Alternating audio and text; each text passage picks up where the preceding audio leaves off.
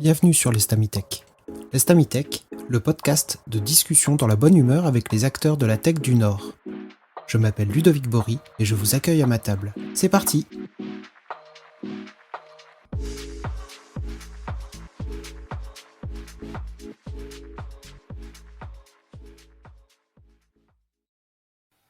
Dans ce deuxième épisode, consacré aux communautés du Nord, j'ai le plaisir de recevoir les ch'tis. Habitués d'habitude à des meet-up orientés autour d'une techno ou du craft, j'étais curieux de discuter avec elles de leur initiative, de ce groupe créé par des femmes de la tech pour des femmes de la tech. J'accueille donc Marie, Laetitia, Lan et Jacqueline. Bonjour à vous. Pouvez-vous vous Bonjour. présenter? Laetitia. Bonjour, enchantée. Moi, c'est Laetitia Diverchi. Je travaille à Zenica actuellement en tant que DevOps. Je suis dans la tech depuis environ 6 ans suite à une reconversion avec une POI, où avant j'étais chercheuse dans la physique fondamentale. Ok. Marie. Alors, moi, c'est Marie. Je suis ingénieure de recherche dans un pôle universitaire de lettres et humanités. Je suis lilloise de naissance. Je suis aussi une libriste enthousiaste, membre de l'association Raoul. Et je suis l'ancienne fondatrice d'un groupe en Suède qui s'appelait Uppsala Women Coding. Aujourd'hui, je suis une des cofondatrices et membre de StitDev. Ok. Jacqueline. Alors moi, c'est Jacqueline, donc développeuse depuis plus ou moins 5 ans, livreuse d'adoption. Je viens de Liège, en Belgique, et je suis active du coup chez les HTDev, mais aussi au sein du groupe Meetup Software Crafting. Ok. Et Lan. Alors moi, je m'appelle Lan, je suis data ingénieure MLOps et je suis dans la tech depuis 5-6 ans. J'ai fait une petite pause pour raison de santé. Et en parallèle de StiDev, je suis dans l'orga de Clone Nord. Et je suis speakeuse aussi. Ok. Bah, écoutez, vous avez toutes des profils différents et des parcours différents. Alors, on va essayer d'explorer ça et essayer de comprendre un petit peu comment vous avez fait pour vous retrouver tout ensemble dans une même organisation et qu'est-ce qui a motivé la création de StitDev. Si Laetitia, tu veux bien prendre la main et nous expliquer un petit peu tout ça. Oui. Alors, StiDev, ça a bientôt 1 an. En fait, c'est Marie, un jour, qui a envoyé un message via les réseaux sociaux pour savoir qui serait dispo pour regrouper un peu les femmes dans la tech sur l'île, parce qu'elle connaît ça en Suède et elle n'a pas vu d'équivalent sur l'île. Donc il y a mon DT de Zenica, Nicolas, qui a capté son message, l'a diffusé au sein de Zenica.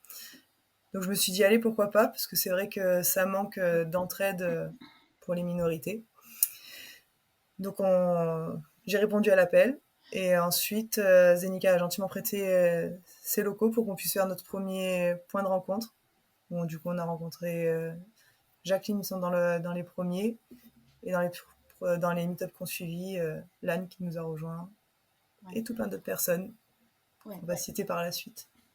Oui. Ok. Et je pourrais rajouter que en Suède, les groupes non mixtes sont assez courants et posent pas de problème. Donc quand je suis arrivée, quand je suis revenue à Lille, j'ai l'impression d'un gros vide. Donc oui, je me suis dit, j'ai envoyé un message sur Mastodon. Et il y a une centaine de personnes qui ont relayé ce message. C'était juste un bonjour, en tant que femme à Lille, je me sens un peu isolée dans la tech. Est-ce que y a d'autres femmes dans ce cas-là Et il y a une centaine de personnes qui ont relayé sur Mastodon, ce qui m'a étonnée parce que je savais même pas qu'il y avait 100 personnes sur Mastodon. Non, mais, je remercie beaucoup toutes ces personnes qui me connaissaient pas et qui ont relayé ça et qui ont fait que le message a pu parvenir aux bonnes oreilles et aux bonnes personnes. Ça se passe comment en Suède? Comment tu connaissais l'initiative là-bas? En fait, là-bas, ça existe dans les grandes villes. Il y a des choses comme le pink programming, les Pie Ladies, qui existent, qui sont sur Stockholm, sur Göteborg, sur Malmö. Et j'ai rencontré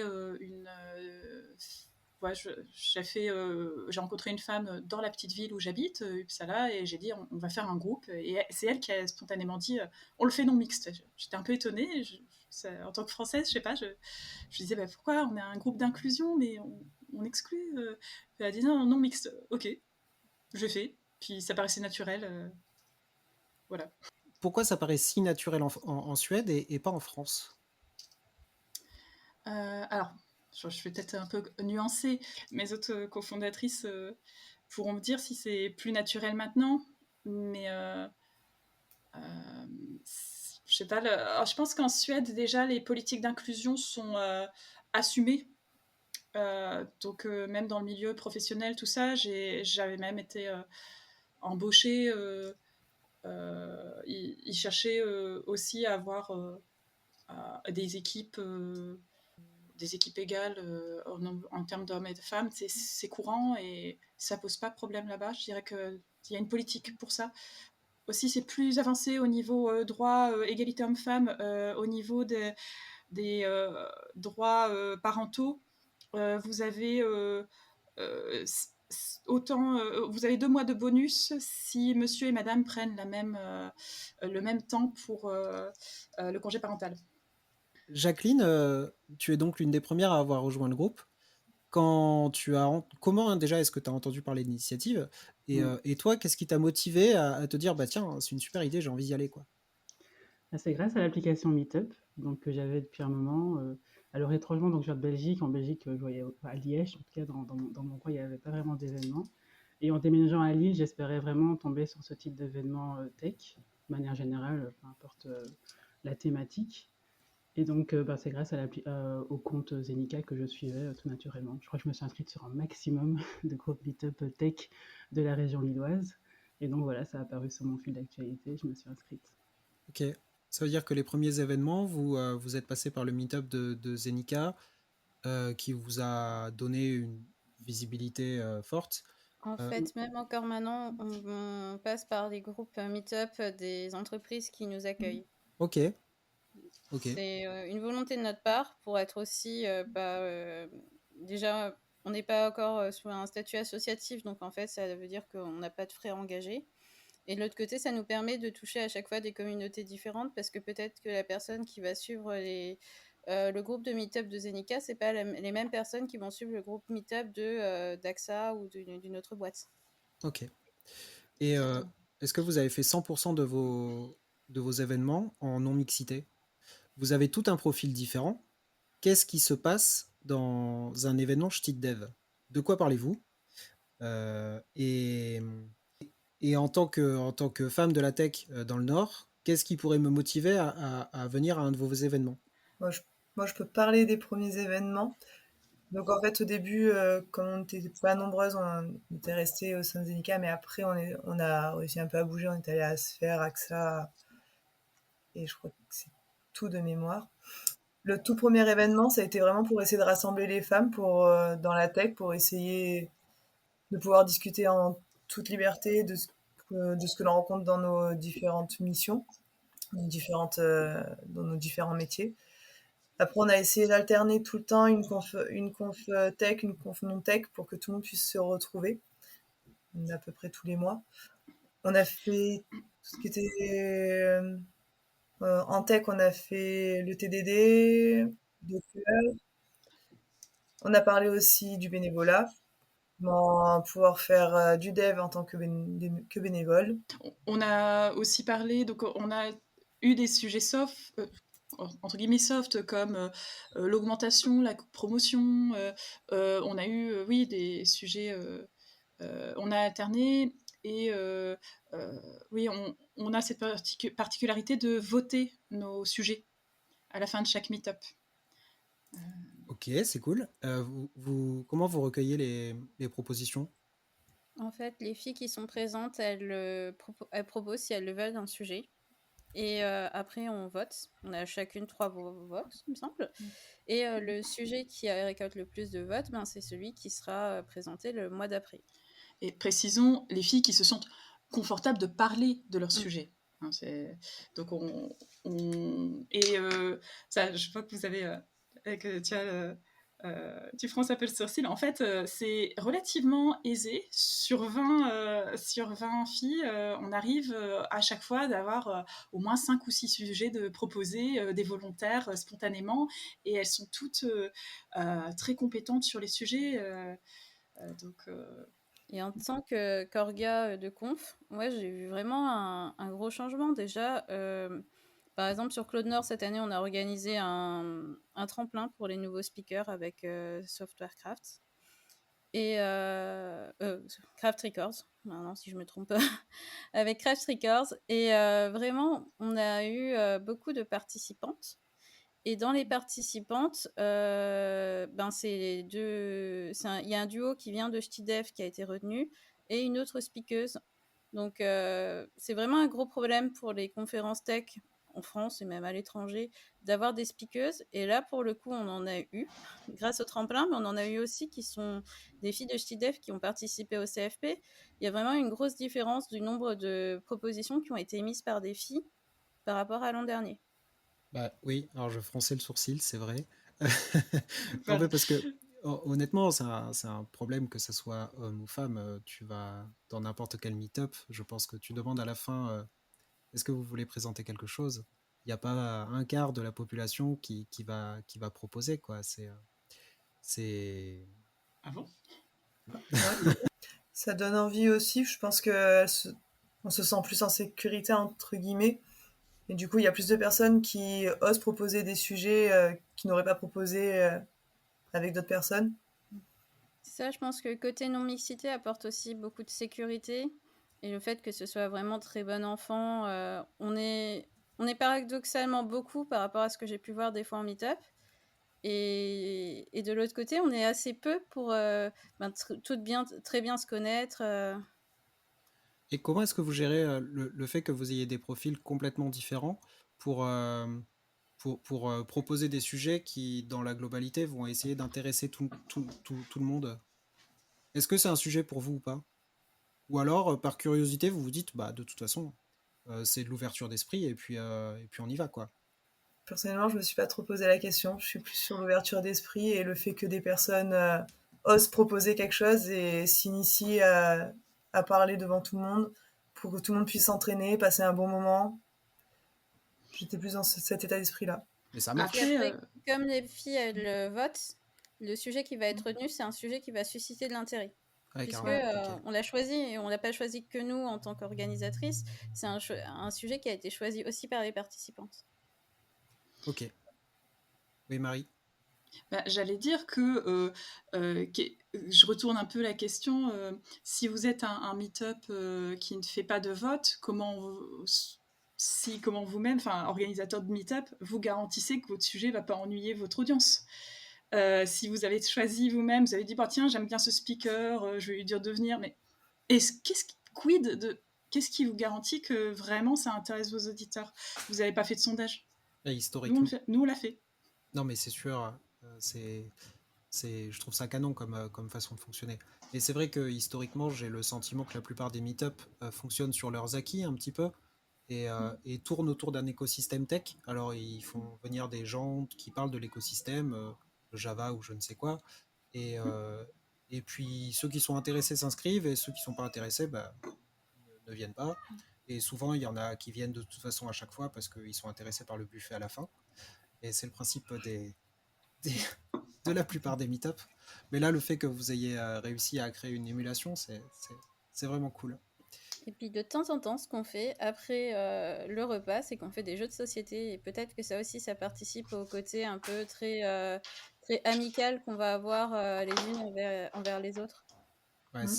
ah ok, donc ça peut se finir assez tard, Oui. j'imagine. C'est possible, mais pour les femmes et puis pour les mamans aussi qui ont besoin de partir tôt, on essaie quand même de respecter que les choses soient finies, qu'on ait fini les votes vers 8 heures. Ah ok. Parce que ben, quand on est une femme, le temps est limité, surtout on peut avoir ces problématiques-là, donc on fait attention quand même à ce que l'événement principal soit accessible le plus possible aux femmes qui ont des contraintes de temps, des contraintes de mobilité, c'est aussi diffusé en visio. Et je sais pas si on peut rajouter quelque chose. Oui, c'est vrai qu'on l'a pas précisé que tous nos meet-up, ils sont hybrides, sur place et en visio, Ouais. pour Ok. simplifier la vie mais, des personnes qui peuvent pas se déplacer. mais pas enregistré. Donc vous pouvez faire votre talk en toute sécurité, ça va pas se retrouver. Enfin, si vous bafouillez, si vous vous sentez pas sûr de vous, vous en faites pas, ça reste entre nous. On a enregistré une fois parce que Parce que Marie Parce que je voulait... lui ai demandé, parce que je voulais voulait- regarder moi-même, mais on l'a gardé dans notre structure interne et ce talk n'est pas public. Mais qu'est-ce que je voulais dire? Ouais, donc en fait, c'est diffusé en direct live et c'est disponible sur je sais pas, une plateforme de streaming. Et Même puis, pas, on utilise les logiciels de visio un peu classiques. ah, d'accord, d'accord. Ouais. Et donc Comme pour y ça, en fait, accéder, les personnes peuvent vraiment interagir avec la personne qui présente. En fait, c'est vraiment, c'est pas qu'il y a un sentiment d'exclusion parce que tu vas juste suivre le talk. Non, tu vas quand même pouvoir échanger, tu vas quand même pouvoir poser tes questions. ok. Vous venez certaines de villes un petit peu différentes. Vous avez des expériences de vie un petit peu différentes. J'aimerais maintenant que vous me parliez de votre expérience de femme de la tech dans le Nord. Euh, à quoi ça ressemble pour vous? Qu'est-ce que Qu'est-ce que vous avez observé qui est un petit peu particulier dans le Nord? Moi je ne suis pas de la région. Je suis arrivé ici, ça commence à faire quelques années maintenant, il y a un peu plus de 10 ans. Et j'ai découvert aussi cette région avec ses particularités. Donc il y a le métier, mais bon, je suis un homme blanc qui faisait déjà du développement dans les autres villes et ça bouge pas. Euh, Parlez-moi un petit peu de votre expérience et de, ouais, de ce qui vous a plu, pas plu et de ce qui devrait encore bouger, quoi. Qui veut se lancer? Jacqueline, qui est belge. Moi, je peux me lancer, oui. Donc, alors déjà, d'un point de vue culturel, il n'y a pas énormément de différence entre la Belgique et l'île, en tout cas. On reste assez voisins et même il paraît qu'on est un peu cousins. Donc, j'ai pas de choc culturel. Et en tant que femme dans la tech, je pense qu'il y a un problème mais qui est plus occidental en fait. Et voilà, que je sois en Belgique ou que je sois à Lille, ça change pas énormément grand-chose. Il n'y a pas que du négatif aussi. J'ai des super collègues aujourd'hui, je suis dans une super équipe, ça se passe très bien. Après, le fait est que quand on est une femme dans la tech, on va forcément subir à un moment donné des certains préjugés. Moi, très souvent, ça arrive qu'on est très étonné que je sois dev. Je n'ai pas la tête, je n'ai pas le profil apparemment. Parfois, ça peut être rigolo, parfois, ça peut être un peu fatigant. Voilà, c'est ce type d'expérience qu'on retrouve à Liège. En fait, être une femme de la tech, ce qui change, c'est qu'on va avoir une expérience assez différente de nos collègues masculins. C'est que, par exemple, c'est normal, voire habituel, qu'il n'y ait qu'une seule fille dans l'équipe, s'il y en a une. Donc, on se retrouve dans une équipe avec 10 hommes et une femme, c'est quelque chose de totalement normal actuellement. Mais en fait, c'est pas normal. Enfin, ça crée une expérience assez différente. C'est que justement, ces micro-agressions, on n'a pas forcément d'autres occasions d'échanger dessus que quand on est en non-mixité comme chez Shitty Dev. Il y a aussi des fois ce type d'initiative dans les entreprises. Moi, je l'ai connu quand j'étais chez AXA. Et c'est vraiment super sympa de pouvoir échanger entre nous, de se dire, ah ben ouais, là, concrètement, ben, je sais pas si c'est un problème avec moi, mes compétences, ou si c'est parce que il n'y aurait pas autre chose, notamment parce que je suis une femme. Ça, malheureusement, Euh, ça arrive régulièrement. je sais pas si...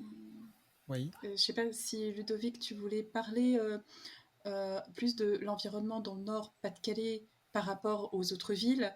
Je dirais que ce que j'ai ressenti pour avoir... J'habite encore en Suède parce que j'y travaille encore. C'est pas sans avoir essayé de m'intégrer au tissu lillois. J'ai essayé de travailler à Lille. Je suis allée à tous les meet-ups il y a 15 ans, possible et imaginable. Et malgré ça, bah, au bout d'un an de chômage, ben, j'ai été embauchée par la Suède et rebelote 4 ans plus tard, encore du chômage. Bon, bah, j'envoie mes CV à Lille, tout ça, et rebelote, c'est la Suède qui me réengage.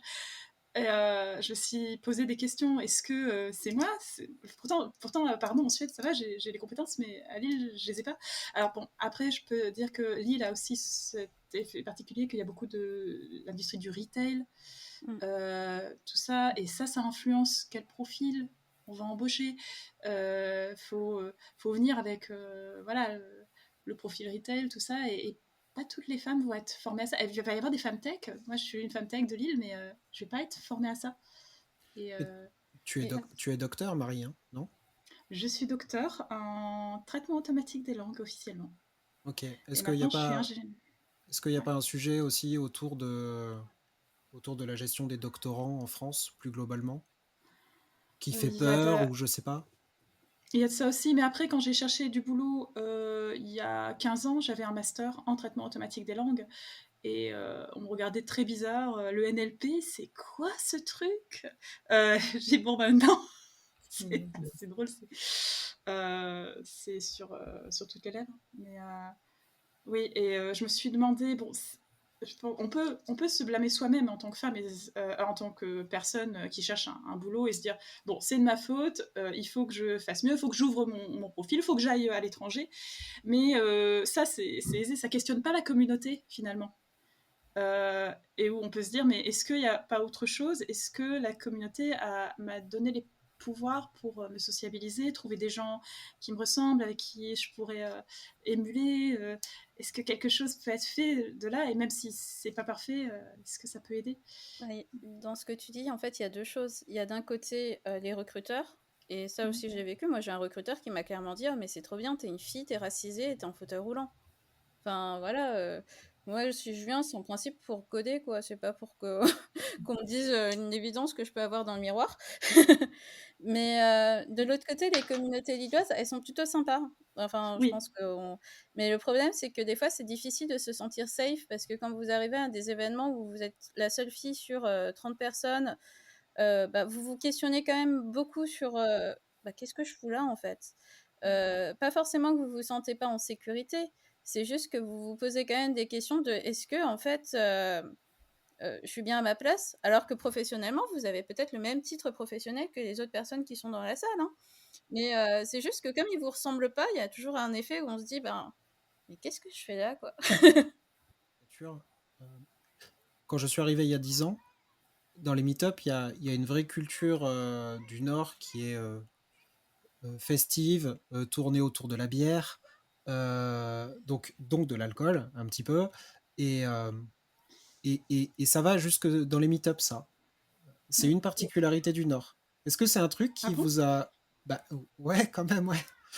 Euh, Avant, j'étais à Paris et à Toulouse. Les meet-up, c'est pas la même ambiance à la fin des meet-up, quoi. Il y a pas... Ouais, c'est pas pareil. Est-ce que c'est un truc qui vous a marqué ou qui fait partie du problème ou pas vraiment? Ou vous... Personnellement, j'ai connu que Lille pour travailler dans l'informatique. Donc Moi, sur le coup, c'est vrai que ça marque de voir ça, mais après, j'ai eu l'occasion de faire pas mal de confs un petit peu en France, surtout sur Paris et sur Lyon. Et ouais, c'est vrai que c'est moins marqué, en fait, ce côté très, très, très tourné autour de la bière. Mais après, je pense que on en a conscience, quoi, parce que souvent, on vit ici ou on a grandi ici, donc en soi, on sait que ça fait partie un peu d'une sorte de culture, donc c'est pas quelque chose qui nous choque spécifiquement dans la tech. Bon, tu dois pas être choqué plus que ça. Exactement. Très bien. J'ai aussi une question. Est-ce que pour la peine, comme vous avez un côté très participatif, et est-ce que vous avez des problèmes de no-show à chaque meet-up, des inscrits qui viennent pas, quoi? Ouais, je pense que c'est un Ouais, classique. il y en a un peu moins. On avait fait de ce que on avait vu dans d'autres meet-up. Et nous, il y a Ah, des personnes qui nous contactent pour nous dire qu'elles viennent pas. oui. Ouais, ça, c'est une Mm. belle possibilité, c'est qu'on s'excuse. Les personnes Mais s'excusent en disant je suis vraiment désolée, je veux vraiment venir, mais au j'ai eu un niveau de nos problème. shows, il me semble qu'on est. Alors, j'ai des éléments de comparaison parce que j'ai fait Uppsala Women Coding, où bon, c'était le meet-up classique, on a notre propre meet-up, il y a 500. Enfin, je peux compter à peu près 500 qui ont un jour cliqué sur le bouton. Oui, je veux bien être abonné à Uppsala Women Coding. Mais on n'était jamais. La plupart des événements, on n'était jamais plus de 5 ou 6. Et avec beaucoup de no-shows. Et là, en fait, nos meet-up, on s'inscrit sur le meet-up, mais aussi on informe via email. Sur la mailing list, on a 40 inscrites et on est à peu près une vingtaine, petite vingtaine par meet-up, je dirais. Et moi, il me semble que je peux vous dire à peu près 3 personnes près qui sera là. Comparativement, en fait, on a très peu de no-shows. On est très fiable. C'est vrai qu'en comparaison, ça reste logique. avec le jug, moi j'ai organisé le GDG pendant pas mal d'années. Et bah, globalement, la statistique, c'est 50% de personnes qui s'inscrivent vraiment sur Meetup, je viens à l'événement, et qu'on voit pas, quoi. On peut diviser à peu près par deux. On est clairement en dessous de ça. Mm. On a mieux. Ouais, on est là, on fait plutôt des bons chiffres. Oui, je sais pas, peut-être qu'on va en avoir 20 d'inscrits et 17 qui vont venir ou qui seront en visio, et dont 2 qui se seront déjà excusés en avance en disant désolé, j'ai pas pu aller chercher les gosses. Enfin, je sais rien. Et je crois qu'il y a ça aussi, peut-être qu'on va avoir un problème pour venir physiquement, mais on va pouvoir se connecter en ligne. Du coup, on reste quand même. C'est l'obstacle. Zoom et compagnie. Ça, Mhm. ouais, Mm. ok. Parce que ça demande une certaine logistique à chaque fois. Il faut filmer, il faut faire la presse, il faut se connecter, il Ben, faut tout ça. on a de la chance, c'est qu'on a... Enfin, c'est pas de la chance, en fait. C'est que quand on a des entreprises qui nous contactent pour nous accueillir, ça fait partie un peu de nos exigences. C'est pas la seule, mais c'est de pouvoir justement avoir à disposition une salle de réunion avec du matériel de visioconférence, quoi. Vous avez fait pour savoir quel genre de contenu on peut s'attendre à trouver chez les ch'tis de dev? Il y a Marie qui a fait le NLP déjà. Ouais, j'avais fait une présentation sur le NLP. Jacqueline avait fait TDD. Le TDD, Laetitia de Ouais. Terre. On a eu l'accessibilité numérique sur mobile, comme ces derniers meet-up qu'on a fait. On a fait. Mais non, c'était Mais pas non. Fanny, c'était Aya, et c'était la première fois qu'elle donnait une présentation, donc on est très contente. Et Fanny était présente. Et Lan, tu Elle est avais venue fait, l'encourager. ouais, Lan, tu avais fait l'associatif où elle nous avait Oui. présenté vraiment tous les moyens de s'investir quand on est dev, se donner du temps. Ok, ok. Et en Elle parlant a eu des feedbacks aussi. d'association, est-ce que c'est quelque chose qui vous tente ou vous en voyez pas du tout l'intérêt pour l'instant? Et c'est quoi l'avenir de Ch'ti Dev pour vous? Parce que ça, vous m'avez dit que vous allez fêter vos 1 an, c'est ça? Ouais. 1 an? Ben, finalement, c'est pas beaucoup. 1 an, ça permet de prendre ses marques, de se créer un petit noyau dur. C'est quoi Ch'ti Dev en 2025? Continuer sur une conf par mois si on peut. Essayer d'être un peu plus sûr qu'on soit un peu plus connu par d'autres entreprises pour grandir un peu. Essayer de casser un peu les normes pour changer quelques trucs. C'est un peu compliqué. En fait, je pense que tu poses la question de l'ambition de Ch'ti Dev. Et là, on va dire qu'on fait par étapes. Notre ambition maintenant, au départ, quand j'ai lancé le message, c'était il manque un espace où il n'y a que des femmes et où on n'est pas 100 personnes, dont 3 femmes dans l'amphi.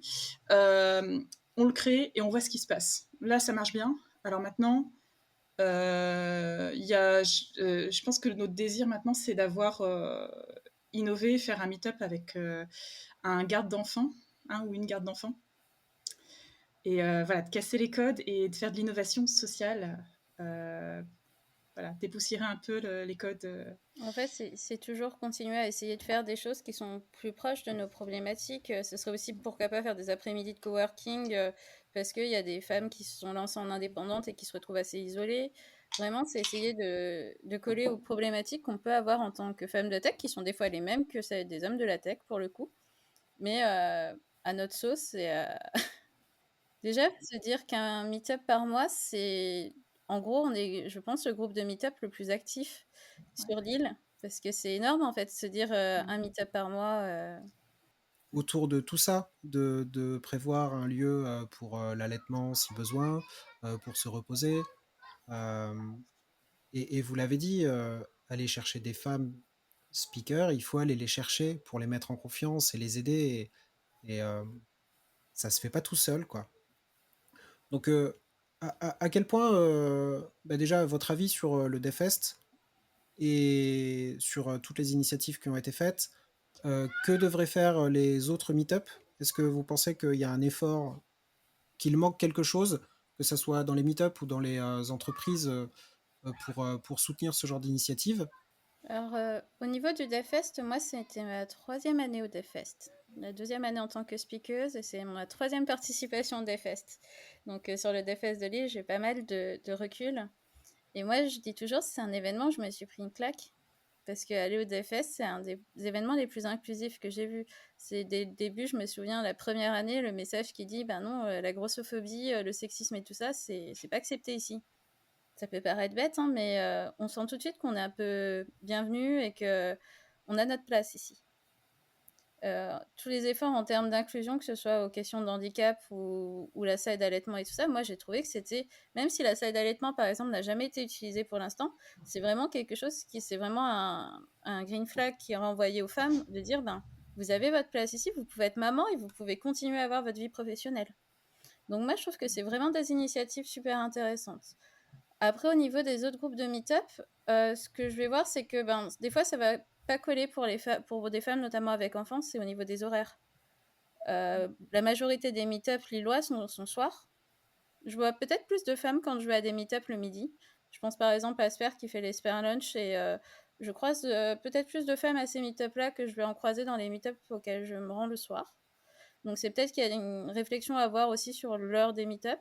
Enfin, nous, on fait nos meet-up le soir, donc je suis un peu, on n'est peut-être pas les mieux placés pour dire ça, mais il y a vraiment une réflexion de se dire si les femmes ne viennent pas à vos meet-up, c'est peut-être parce qu'elles ont des obstacles que vous n'avez pas en tant qu'homme, et peut-être que pour en discuter, il faudrait peut-être que vous pouvez inclure des femmes dans votre organisation. Ça devrait peut-être être plus proche des problématiques que peuvent rencontrer les femmes. Je voulais juste aussi remercier le DevFest d'avoir surtout mis 50-50 en termes de speakers et speakeuses. Ça montre que oui, c'est possible et non, c'est pas la faute de la société et on se décharge du problème comme ça. Là, il y a vraiment eu un effort qui est notable et merci beaucoup. Bon, ben, les solutions de garde, on essaie de travailler là-dessus. Mais s'il y a un autre meet-up qui veut implémenter des solutions de garde et planter le drapeau en premier, allez-y, hein, les gars, on vous soutient. Oh, ce serait trop bien. Voilà, ça nous aiderait aussi à se projeter parce que quand bien même on a une femme sans enfant, l'idée que le jour où on va peut-être avoir des enfants, eh ben, c'est fini, la vie sociale, meet-up, tout ça, c'est ciao, parce que faudra les garder et c'est... Voilà.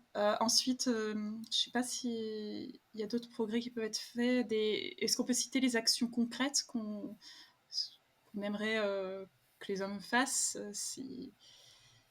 Euh, je pense, oui, Lan a dit d'intégrer plus de femmes dans l'organisation des meet-up pour qu'elles prennent part aux décisions.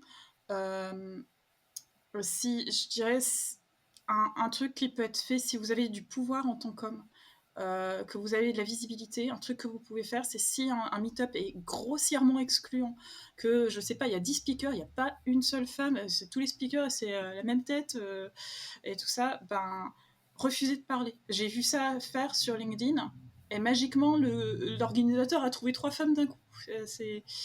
Vous pouvez le faire et dire pourquoi et vous engager et dire non, moi ça me met mal à l'aise que vraiment il n'y ait que des hommes blancs. Là ça commence à me mettre vraiment mal à l'aise et non, je ne viendrai pas parler. Ou vous pouvez aussi, qu'est-ce qui peut être fait si vous êtes patron, manager, vous pouvez Recruter aussi plus de femmes. recruter plus de femmes, encourager les femmes qui sont dans votre équipe dans leurs idées. Par exemple, ma patronne, moi, elle me laisse du temps pour faire Shit Dev. Merci patron. En fait, ce qu'il faut se dire, c'est que chez StiDev, une grande majorité de nos membres, c'est des filles qui sont en reconversion, c'est des filles qui sont juniors. Et pour elles, c'est un peu double peine. C'est qu'en ce moment, le marché n'est pas favorable aux juniors, mais en plus, elles ont la double peine d'être une femme. Donc, on va plus facilement remettre en question leurs compétences parce qu'elles n'ont pas le profil type du développeur. Donc, il y a vraiment aussi cette idée de encourager l'emploi des femmes et pour leurs compétences, pas juste parce que c'est des femmes. Des moments en journée, peut-être des meet-up entre midi et 2. Les meet-up, ça m'a beaucoup interrogé à l'époque où je les organisais. Aussi, pour une des raisons que vous citez, le soir c'est compliqué. Je pense aussi que la population globale de développeurs, ça fait plusieurs fois que je le dis, mais j'ai le sentiment qu'on vieillit un petit peu tous, et que tous les développeurs qui avaient la vingtaine et qui participaient au premier meet-up, bah aujourd'hui ils ont la trentaine, et donc ils sont parents, et donc le soir c'est aussi plus compliqué, et on en est tous là. Et ça pose d'autant plus la question de la responsabilité de l'employeur dans l'auto-formation et dans le temps qu'on a à consacrer à nos communautés, quoi. Donc c'est vrai que j'apprécie beaucoup, pour ma part, ce qu'essaye de faire Sphère avec les meet-up du midi. C'est une formule qui est sympa, et si vous arrivez à le reproduire, je trouve que C'est une bonne idée.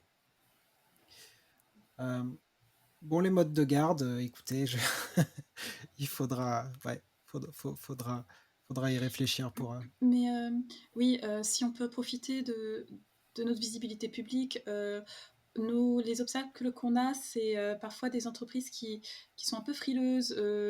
Elles disent, ah, des enfants dans nos salles. Enfin, voilà, si vous êtes une entreprise qui est ouverte à l'idée d'avoir des enfants dans une salle, on a un petit peu de sponsoring niveau garderie. Et puis, si vous voulez. Alors, le rêve, ce serait une entreprise qui aurait carrément une crèche d'entreprise, mais là. Je ne sais pas si le Père Noël existe, mais voilà, s'il y a des entreprises qui veulent nous aider sur ces problématiques, elles sont bienvenues, quoi.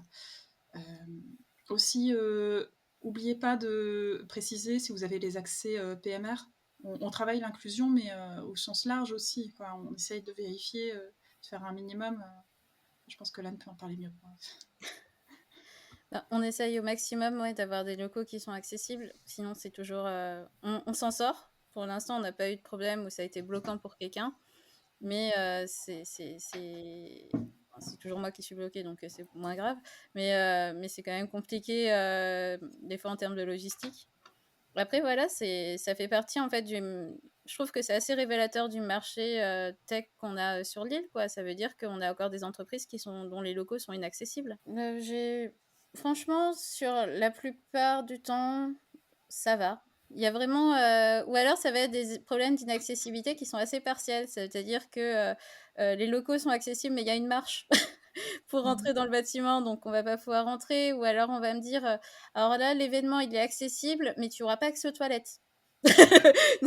Donc, ça peut être... Enfin, c'est pas trop gênant quand c'est sur une journée, mais par contre, quand vous allez chercher du travail, si vous vous dites, je ne peux pas aller toute seule jusqu'au bureau, vous vous dites que ça va pas être possible, en fait. Donc, vous oubliez totalement les entreprises où vous pouvez pas rentrer toute seule. Je pourrais rajouter que ce qui est intéressant avec StitDev, c'est qu'on travaille l'inclusion d'abord et on verra. Enfin, la technique, c'est important, mais c'est pas le sujet.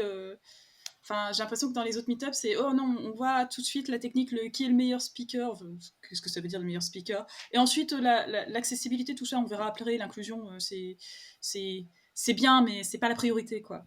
Et là, c'est la priorité, c'est l'inclusion, et avoir des personnes qui représentent des minorités directes dans votre organisation, ça permet de se poser les questions tôt et de prendre les bonnes habitudes tôt et de pas avoir une dette, j'allais dire, sociale après les mauvaises habitudes, et après on peut plus organiser une conférence accessible parce que tu comprends, on organise ça tous les jours, toujours dans cette même entreprise qui nous donne le buffet. Alors on n'a pas hésité à sortir de notre zone de confort parce qu'en soi, la zone de confort pour nous c'était Zenica. Une grosse partie des événements a été fait chez Zenica et on a quitté Zenica quand même par la suite. On remercie énormément Zenica parce qu'ils ont permis à StitDev de naître.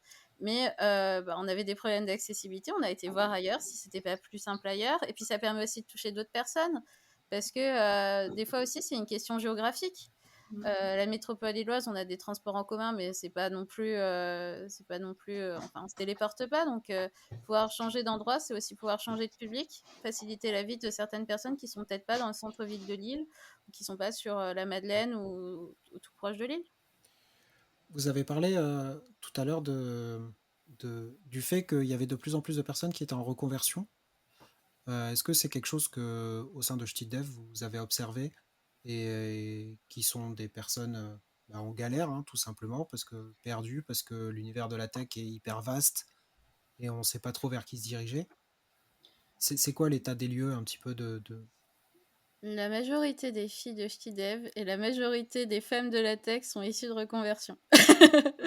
C'est vraiment un constat qu'on peut facilement faire quand on échange avec des femmes de la tech. C'est que notamment pour tous les métiers techniques, souvent c'est des femmes qui font des reconversions. C'est rarement leur première intention de devenir informaticienne, développeuse, DevOps ou testeuse. C'est quelque chose qui intervient plus tard dans leur vie. Je sais pas, Laetitia et Jacqueline, je sais, t'es aussi issue de reconversion. Laetitia, c'est sûr, t'es issue de reconversion. Jacqueline, Moi, j'ai tenté, à 18 ans, j'ai tenté une école d'informatique, mais j'ai pas, pour différents facteurs, non probablement le fait que je sois une femme, j'ai été vers un autre chemin. Et puis finalement, oui, j'ai fait des petites formations en cours qui m'ont permis de travailler dans ce milieu que j'aime beaucoup Ok. aujourd'hui. Et Laetitia, quelle est ton expérience de la première approche d'un job en tant que reconverti? Moi, j'ai fait ma reconversion avec une POI, avec Sogeti à l'époque. Et POI, là, excuse-moi, POI, POI, c'est... Oula, je m'en souviens plus l'abréviation. C'est une projet, reconversion avec Pôle emploi. ok, Projet de reconversion, d'aide de reconversion en insertion, je crois, quelque chose comme ça. Et c'est avec Pôle emploi, en fait, qui finance la reconversion. Et après, au bout d'un mois et 2 mois et demi, on est embauché dans l'entreprise qui a participé à cet événement. Et après, il faut aller en mission. Et moi, mon expérience, la reconversion, en 2 mois et demi, on voit pas grand-chose, surtout quand on vient pas du tout du monde de l'informatique. Et je dois beaucoup à la personne chez qui je suis allée lors de ma première mission. C'est vraiment l'encadrant que j'ai eu à Onet, Julien, il a vraiment été top. Je dois beaucoup à cette personne-là, en fait, parce que c'est lui, du coup, qui m'a tout appris. C'est vraiment, faut tomber sur les bonnes personnes. C'est des fois quand on tombe sur... Enfin, j'ai vu d'autres personnes dans ma formation de reconversion. Elles n'ont pas eu la même chance et du coup, c'était beaucoup plus compliqué. Ouais, je pense que c'est valable pour tous les juniors, Mm. hommes pour femmes, hein. C'est la Oui, première expérience, c'est assez déterminant sur le fait que tu vas rester ou non dans la tech. Ça peut être un milieu vraiment génial, comme ça peut être l'enfer sur Terre pour certains. Ça dépend vraiment des personnes sur lesquelles on tombe. Et ça, c'est vrai que c'est assez au petit bonheur la chance. d'où l'importance des meet-up SHIDEV, par exemple, hein, pour ces personnes-là. Si elles n'ont pas une personne derrière qui peut leur expliquer que ça va vraiment dépendre de la personne sur qui sont tombés, qu'il faudrait qu'ils aillent un peu, peut-être voir ailleurs, peut-être aller vers là ou autre, ou juste s'entraider. Par exemple, Docker, quand j'ai fait la conférence, c'était principalement parce qu'il y avait beaucoup de personnes qui se posaient des questions dessus et qui voulaient avoir un peu plus d'infos. Du coup, pour les aider à avoir un peu plus d'infos, plus d'idées sur cette notion-là, on a pu le faire. faire profiter du réseau que Mm. vous commencez à avoir. Ok. Faire profiter du réseau et donner des rôle modèles, comme ils disent en anglais, parce que si vous pouvez pas faire, je sais pas, pur web dev, c'est pas grave. Il y a plein d'autres profils. Moi, je suis pas dev, je suis ingénieur en humanité numérique. Je viens des lettres classiques à l'origine, donc rien à voir. Et on peut être testeuse. Et pour ça, même moi, je trouvais que ça me manquait de voir des exemples. Et en fait, si d'autres personnes ont fait des reconversions issues de différents profils, de profils littéraires, de profils, je sais pas, droit, physique, tout ça, et ben, elles vont peut-être donner des profils dans lesquels vous pourrez vous rapprocher si vous venez de ces mêmes backgrounds. Et c'est ça, même si ta première expérience, elle est un peu compliquée, te dire qu'en fait, il y en a d'autres qui y arrivent, ça peut t'aider aussi à tenir. Moi, je sais que quand je recherchais un emploi, il y a des moments, j'ai dit non, mais c'est bon, j'arrête, je quitte la tech. Et c'est le fait de me dire, bah non, les filles, elles sont là, elles existent, donc c'est possible. Voilà. Et si on parle aussi de reconvertis et associatifs, ne négligez pas en tant que meet-up le pouvoir des reconvertis. Par exemple, nous, les filles, elles sont venues, on est venu avec nos bagages, nos compétences, et on a ajouté nos pierres à l'édifice. Je pense en particulier à Aurore Régnier, qui était graphiste. Et à un moment, on a eu besoin de faire un logo, et puis elle nous a dit, mais vous prenez pas la tête, moi je vous le fais en une après-midi, je vous le fais quoi. Enfin, et du coup, Elle a fait mieux que ChatGPT. ça fait mieux que ChatGPT, quoi. Donc ça fait qu'on a pu arriver au DevFest avec des stickers avec notre logo, des t-shirts avec notre logo, alors qu'on n'a qu'un an d'existence. En termes, je pense qu'on parle souvent de la puissance des soft skills, mais on les voit vraiment se révéler dans des réseaux comme StiDev. Il n'y a pas que... Aurore, elle nous a aidé pour le logo, mais il y a plein de personnes qui se sont reliées au DevFest aussi. Et même au niveau du Parce qu'ils veulent réseautage, ça. combien de filles ont parlé de StiDev à leurs entreprises, à leurs camarades de promo et tout ça. Enfin, il y a vraiment eu... c'est un peu moche de dire ça, mais ça s'est un peu fait tout seul au final.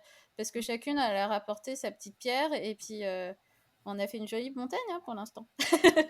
Ouais, et puis dans notre équipe, donc là, j'allais dire les principales investies, ça va être Laetitia, moi, Lan et Jacqueline. Et Jacqueline, elle a porté ce côté community management, grand public vers LinkedIn qui manquait parce que moi, LinkedIn, j'y connais rien.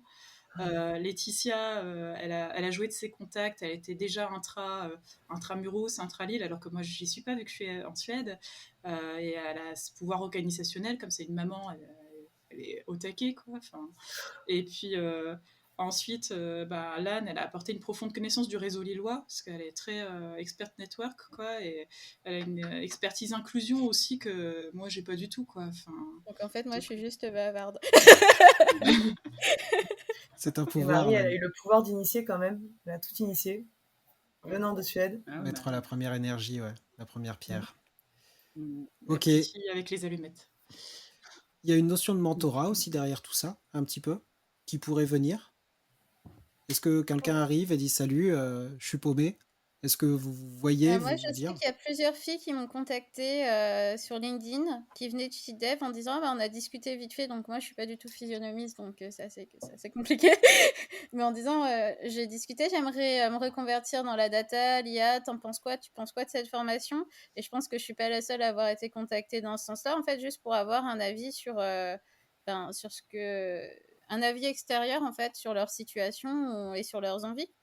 Ça se fait tout naturellement au final, parce que du coup, vu que les personnes se sentent un peu plus en sécurité, elles arrivent un peu plus facilement à demander de l'aide à telle personne qui est dans un sujet qu'elles aimeraient aborder, et hop, Ok. on y va. Il y a des personnes qui ont demandé justement à faire ce genre de rapport, et vu que ça se fait naturellement, on n'a pas un peu plus investigué sur le sujet. Peut-être plus tard en grandissant où il y aura vraiment plus Bah, il y a pas eu personnes besoin expérimentées. aussi qui s'est vraiment, détaché, quoi. Si elles ont besoin, elles savent nous Elles ont demandé contacter direct. facilement, quoi, donc Si les organisateurs de conf cherchent des speakers, euh, ils peuvent se tourner vers vous? on va relayer l'information. Après, on va pas pousser les filles, on a déjà été contactés, par exemple, par d'autres groupes de meet-up qui ont du mal à recruter des speakers. Ben, si on a personne, qui sont dans ce scope-là, on va pas les inventer non plus. Ouais. C'est pas le but, de la manœuvre, donc on va partager l'information parce que c'est la chose qu'on peut faire. On va toujours dire aux filles qu'on est open si elles ont besoin de répéter des confs, si elles ont besoin d'un avis ou d'un coup de main, je pense qu'on sera toutes là, pour ça. Mais on peut pas faire beaucoup plus pour l'instant. Peut-être que par la suite, on pourra, hein, mais pour l'instant, c'est déjà pas mal, en fait. On fait avec ce qu'on a dans le frigo, quoi. Oui, comme tout le monde, oui. Ouais. Mais oui, faut pas hésiter à aller voir nos événements et voir qui a déjà parlé, de quel sujet ça a été parlé, et nous contacter pour qu'on relaye à la fille en question, parce que ouais, je crois que Jacqueline peut en parler mieux que moi. Les talks, ça se retalk. Ouais, voilà, bah, ça m'est arrivé. Donc, j'ai fait une presse sur le TDD, puis j'ai été contacté par François de chez AXA, et hop, j'ai fait BBL chez eux. Ouais, c'est assez sympa. Bon, super. Bah écoutez, ça fait 50 minutes qu'on discute. Je voudrais terminer par quelques petites recommandations de votre part, culturelles ou tech ou d'un petit estaminet, si vous avez ça sous la main. Ah, c'est ce que je disais aux autres. J'ai pas spécialement d'idées sur ce genre de choses. Par contre, je sais que, enfin, je suis beaucoup tournée vers l'accessibilité de la science et du numérique pour les enfants. Personnellement, moi, je pense que si on veut plus de femmes dans la tech, il faut commencer à casser les stéréotypes dès l'enfance. Du coup, je serais plutôt d'avis à faire un peu de pub sur Code Moins Mouton qu'on fait à Zenica pour essayer d'aller dans des écoles primaires pour apprendre de scratch et découvrir des petits robots pour coder, ou aller dans des événements qui parlent de science pour les enfants pour pouvoir les éveiller, comme il y a les catalogues Cogiteur pour vraiment la science pure, ou d'autres événements, j'ai plus les noms en tête, qui sont un peu en Belgique ou sur l'île.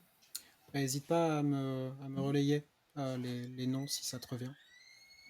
Je les mettrai en description. Marie? Alors, je sais pas si c'est estaminet au sens large ou au sens enfin, au sens large ou au sens juste Welsh du terme, quoi. Mais je dirais, s'il y a un resto à Lille que j'aime bien, c'est le Café Citoyen tous les derniers mardis du mois.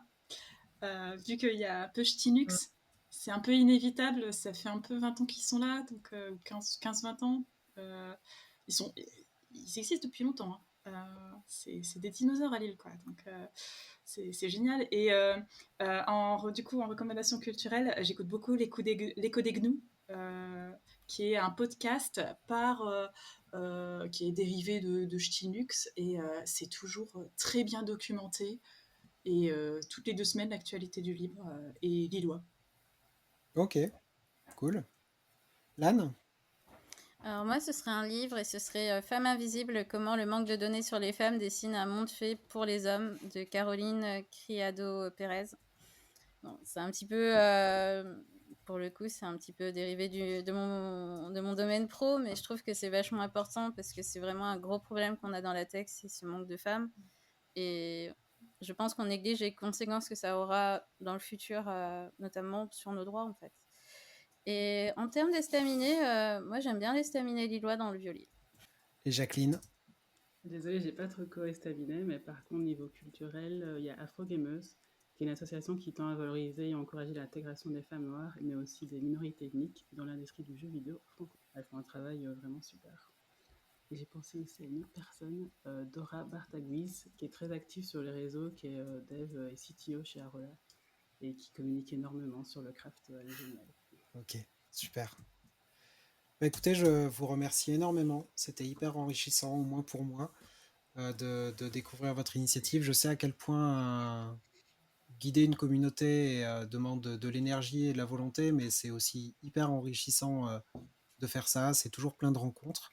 Et j'ai l'impression que c'est aussi ce qui vous anime, de rencontrer, de partager et de prendre du plaisir à faire tout ça. Ça fait avancer tout le monde dans le bon sens. Donc un énorme merci. Je vous souhaite une bonne soirée à toutes les 4.